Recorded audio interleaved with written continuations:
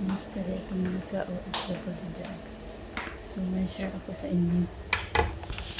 Sabi nga ng boss kong babae, yung bili daw niya sa akin 24,000 real or katumbas nun is 300,000 sa pera ng Pinas. Grabe, diba? Ang laki ng pera. Parang binintat kami dito. Binintat talaga kami dito ng 300,000. Oh!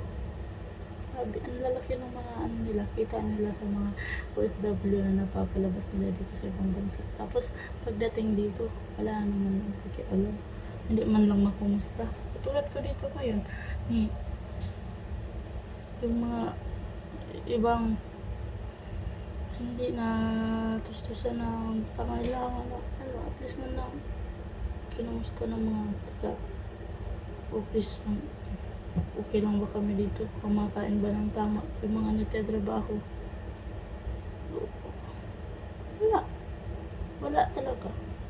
Basta lang maibigay ka na nila agad. Okay na. Grabe.